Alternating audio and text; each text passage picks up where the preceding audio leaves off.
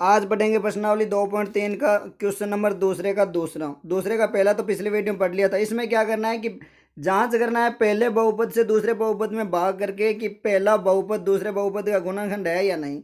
तो मैंने बताया था अगर गुणनखंड होगा तो भाग पूरा पूरा जाएगा, यानी अगर शेषफल 0 बचेगा तो गुणनखंड होगा वरना नहीं होगा। ठीक है, तब इसमें क्या करते हैं, भाग करते हैं। और भाग करने के लिए मैंने 2 पॉइंट जरूरी बताए थे, फिर बता देता हूँ कौन सा। पहला तो बताया था घात बराबर, क्या बताया था, घात बराबर होनी चाहिए। और दूसरा बताया था गुणांक बराबर। घात और गुणांक बराबर किसके होने चाहिए, जिनके सबसे बड़ी घात है। जैसे यहाँ पे सबसे बड़ी घात कितनी है, भाजक की तो है यहाँ पे एक्स की घात 2, कितनी है, एक्स की घात 2। और यहाँ पे सबसे बड़ी घात कितनी है, एक्स की घात 4। तो इन दोनों की घात बराबर होनी चाहिए। ठीक है, अब देखो पहले देखो यहाँ पे गुणांक, तो यहाँ पे गुणांक तो है 1 जबकि यहाँ पे है 3, यानी मैं 1 तो करूँगा गुणा 3 से। ठीक है, मैं गुणा करूँगा 3 से। और घात कितनी कम पड़ रही है, यहाँ पे घात है 2 जबकि यहाँ पे घात है 4। और गुणा में हमें पता है घात जुड़ती है, तो मैं एक्स की घात 2 से गुणा कर लूँगा। और गुणा यहाँ पे जितने हैं ना उन सब पद से होगी, ये बात ध्यान रखना। तो ठीक है, अब मैं करता हूँ गुणा। अगर गुणा सीधी कर सकते हो ठीक है, अगर नहीं कर सकते तो इसको अलग लिख के कर सकते हैं। जैसे अगर मैं यहाँ लिखना चाहूँ 3x², इसको गुणा करने किससे, एक्स स्क्वायर प्लस में 3x प्लस में 1, इससे गुणा करनी है। जब मैं इससे गुणा करूंगा तो सबसे करूंगा, एक बार इससे, फिर इससे और फिर इससे। और जिसकी घात जिसके बराबर होगी उसके बराबर लिखनी है, मतलब उसके नीचे लिखनी है। अब जब 3 की घात x² से इससे गुणा करूंगा तो क्या होगा, 3 की घात x की घात हो जाएगी 4, क्योंकि गुणा में घात जुड़ती है। 2 और 2 कितनी हो गई, 4। अब 3 से 3 को गुणा की कितने हुए, 9। और x² को जब इससे की तो कितना हुआ, x का क्यूब, यानी क्यूब के नीचे क्यूब लिखूंगा मैं, प्लस में 9x का क्यूब। फिर जब इसको गुणा करूंगा मैं 1 से तो वही सेम संख्या रहेगी, 3x² तो प्लस का 3x², ये हो गया। अब क्या करते हैं, भाग में घटाते हैं। ठीक है, तो घटा लेते हैं, इसको हटा देता हूँ।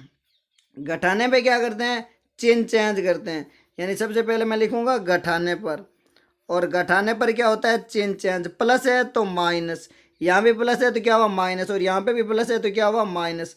अब मेरे वह चिन्ह नीचे वाले चिन्ह काम करने के, यानी यहाँ माइनस माइनस और माइनस। अब ऊपर वाले चिन्ह से कोई मतलब नहीं है। तो 3x की घात 4 माइनस 3x की घात 4 क्या हो गया, 0। अब यहाँ पे 5, तो 5 माइनस 9 क्या होता है, हमेशा बड़ी संख्या में से छोटी संख्या घटती है। तो 9 माइनस 5 कितना होता है, 4। और चिन्ह उसी संख्या का लगता है जो संख्या बड़ी हो, यानी यहाँ पे बड़ी क्या है, 9। तो क्या होगा, माइनस का 4, यानी यहाँ पे होगा माइनस का 4x²। अब यहाँ पे माइनस के साथ है और माइनस के 3, तो दोनों अगर माइनस के तो हमेशा जुड़ते हैं, यानी माइनस के 10x² प्लस में 2x और प्लस में 2। अब यहाँ पे देखो फिर वही बड़ी संख्या का गुणांक बराबर करना है, कितना हो रहा है, घात और गुणांक बराबर करने, यानी यहाँ पे कितना हो रहा है, यहाँ पे हो रहा है मेरा गुणांक तो हो रहा है 4, कितना हो रहा है 4। और घात कितनी है, घात है x की घात 2, सॉरी 3। घात घात कितनी है, यहाँ पे घात है 3, क्योंकि x की घात तो 3 है। अब गुणांक है 4 और यहाँ पे 1, तो 1 तो मैं करूँगा -4 से गुणा, और घात यहाँ पे 3 है और यहाँ पे 2 है, तो कितनी हो गई घात 1, x से गुणा कर लूँगा। ठीक है, जब मैं इसको गुणा करूँगा एक बार इससे तो क्या होगा, -4x का क्यूब। फिर जब मैं इस 4 को चाहो तो अलग गुणा करके देख लो एक बार, किससे कर रहा हूँ, -4x से गुणा कर रहा हूँ, यानी -4x से इसको गुणा किससे कर रहा हूँ मैं, -4x को गुणा कर रहा हूँ x² प्लस 3x प्लस 1 से। ठीक है, जब मैं इसको गुणा करूँगा तो एक बार इससे, एक बार इससे और एक बार इससे, सबसे करूँगा।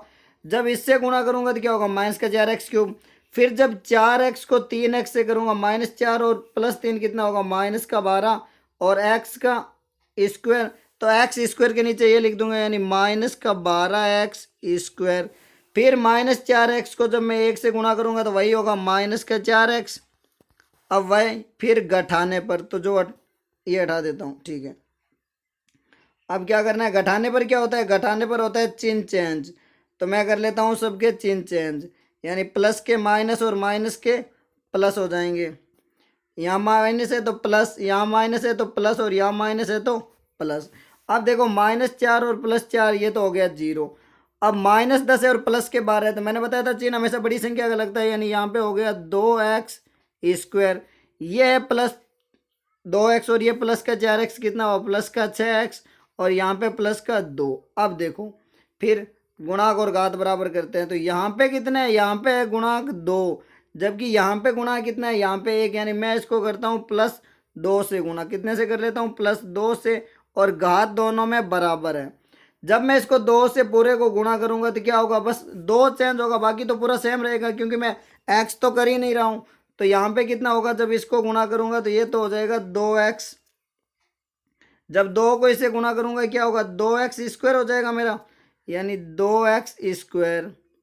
ठीक है, फिर जब 2 को 3 से गुणा करूंगा क्या होगा, 6x, और फिर जब 2 को 1 से करूंगा क्या होगा, प्लस का 2, और उसके बाद क्या करते हैं, घटाने पर, यानी घटाने पर क्या होगा, चिन्ह चेंज, घटाने पर, तो प्लस है तो माइनस,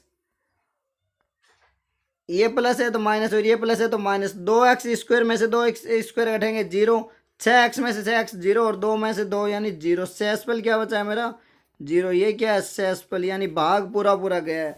और अगर भाग पूरा पूरा गया है इसका मतलब क्या है, ये इसका गुणनखंड है। बस ध्यान रखना, अगर भाग पूरा पूरा जाए तो ये इसका क्या होता है, गुणनखंड है। अब अगर भागफल पूछे तो ये क्या होगा मेरा, ये हो जाएगा भागफल।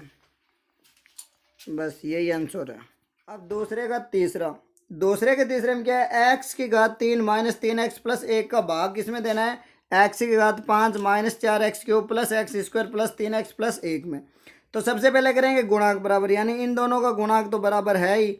ठीक है, अब क्या करेंगे, घात बराबर, घात यहाँ पे 3 और यहाँ पे 5, यानी 2 घात कम पड़ रही है, जितनी घात कम पड़ती है उतने से गुणा करते हैं। ठीक है, जब मैं इसको गुणा करूंगा, यानी x² को गुणा करूंगा x³ - 3x + 1 से, तो मैंने क्या बताया था, गुणा सबसे करते हैं, एक बार इससे, एक बार इससे, और एक बार इससे। जब x² को x³ से करूंगा तो क्या होगा, x की घात 5। जब मैं x² को 3x से करूंगा तो क्या होगा, -3, और x की घात 2 और 1 कितनी होती है, 3, तो ये क्या होगा, -3 x की घात 3। जब मैं x² को 1 से करूंगा तो क्या होगा, x², तो x² के नीचे x²। ध्यान रखना, जिसकी घात है ना उसके नीचे ही उतनी घात लिखनी है, बस ये ध्यान रखना। अब देखो फिर क्या बताया था, घटाएंगे, और घटाने पर क्या होता है, चिन्ह चेंज, घटाने पर चिन्ह चेंज, यानी यहाँ पे लिख लेता हूँ घटाने पर, और घटाने पर क्या होता है, चिन्ह चेंज। तो माइनस का प्लस, प्लस का माइनस, यहाँ प्लस है तो क्या होगा माइनस, यहाँ माइनस है तो क्या होगा प्लस, और यहाँ प्लस है तो क्या होगा माइनस। अब जो ये लाल कलर में दिख रहे हैं यही चिन्ह काम के हैं, ऊपर वाले चिन्ह काम के नहीं है। ठीक है, x की घात 5 में से x की घात 5 घटाएंगे क्या होगा, 0। अब ये है -4 और ये है +3, तो -4 + 3 क्या होता है, 1, और किसका होगा, चिन्ह उसी संख्या का लगेगा जो संख्या बड़ी है। यहाँ पे -4 बड़ा है तो यहाँ पे क्या होगा, -x³। अब x² में से x² घटेगा क्या होगा, 0, प्लस में 3x और प्लस में 1। अब देखो, अब यहाँ पे क्या होगा, यहाँ पे करना है गुणांक बराबर, तो गुणांक कितना है, गुणांक इसका है यहाँ पे 1 और यहाँ पे है -1, बस ये ध्यान रखना। तो मैं -1 से गुणा करूंगा, और घात तो बराबर है, जब इसको -1 से गुणा करूंगा तो वो पूरी संख्या वही होगी, बस चिन्ह चेंज होंगे। जब -1 को x³ से करूंगा क्या होगा, -x³। जब -1 को मैं 3 से करूंगा तो माइनस गुणा माइनस क्या होगा, +3x, और जब -1 को मैं 1 से करूंगा तो क्या होगा, -1। फिर क्या करते हैं, घटाने पर, और घटाने पर क्या होता है, चिन्ह चेंज, यानी जो प्लस है वो माइनस और जो माइनस है वो प्लस। यहाँ पे माइनस है तो क्या होगा प्लस, यहाँ प्लस का माइनस और यहाँ माइनस का प्लस।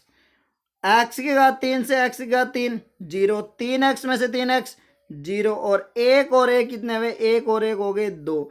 अब ये मेरा शेषफल क्या है, यहाँ पे शेषफल है 2। इसका मतलब क्या है, इसका मतलब है ये द्विघात इसका गुणनखंड नहीं है, यानी पहला बहुपद द्वितीय बहुपद का गुणनखंड नहीं है। तो यहाँ पे क्या लिखेंगे, यहाँ पे लिखेंगे गुणनखंड नहीं है, यानी पहला बहुपद दूसरे बहुपद का गुणनखंड नहीं है, दूसरे बहुपद का गुणनखंड नहीं है। बस यही उत्तर है। यानी इसमें 3 क्वेश्चन थे, दूसरे में कितने थे, 3 थे, पहला दूसरा और तीसरा।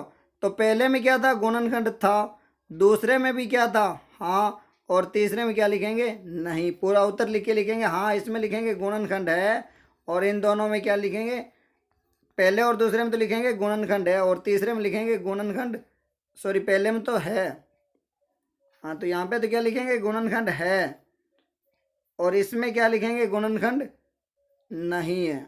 बस यही उत्तर है।